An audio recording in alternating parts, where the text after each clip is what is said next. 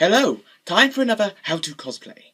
Today, the subject is probably one of the most cosplayed Doctors of them all. His costume is deceptively simple, and yet there are many, many complicated details to it. So, today, in my own style, I'll be showing you how to cosplay the 10th Doctor. The 10th Doctor is naturally one of the most popular incarnations of the Doctor out there, coming into existence not long after the show's revival. Naturally, lots have decided to cosplay him, and as such, I shall now show you where to get the best items to achieve the look. The coat. One of the most recognisable aspects of the costume. For this, we come to our old friend Abby Shot, who have produced a rather good replica of the coat. However, if you would like a cheaper option, then our other old friend Cos Daddy also do it. Both of them are most definitely of good quality, but the Cos Daddy version is of a thinner material, whereas the Abby Shot version is thicker and is more likely to keep you warm, to be honest. Aha, the brown suit. Arguably the main part of the costume. You can find the best versions from two online stores, Baron's Boutique and Magnolia Clothies.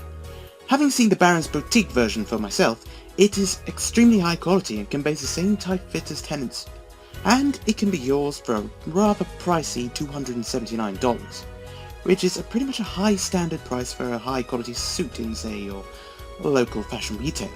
However, if you really have the money and you really want to up your game, you can go for the Magnolia version, which people consider as the god of all Tennant suits. However, such quality comes at a price, as it comes in at a ludicrously expensive $575.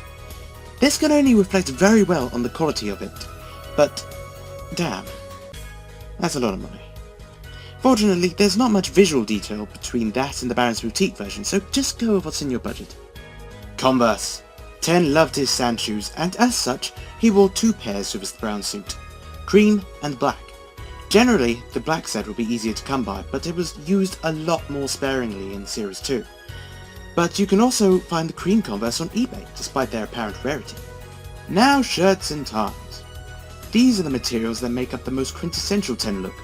There are 11 different ties for this suit, though not all of them are publicly available, and 2 different primary shirts, as well as varied looks throughout his tenure. But which do you want to cosplay? Let's go through it by tie. The most common of the brown suit looks from the very start are the light blue and dark blue shirts, which should be easy for you to find, hypothetically.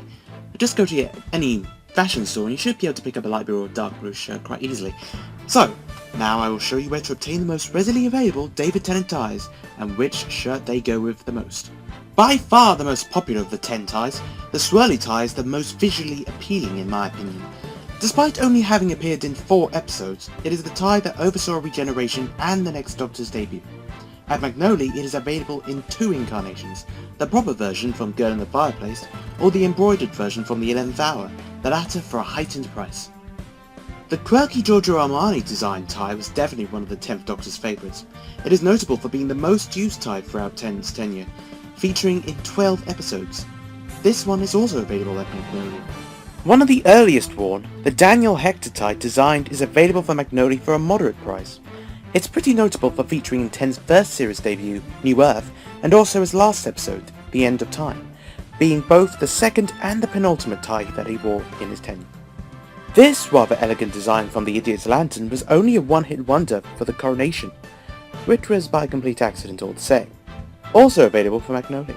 And of course, there is the famed 50th anniversary tie, which is available from Debenhams. It's probably the most cosplayed variant due to the widespread availability of the tie.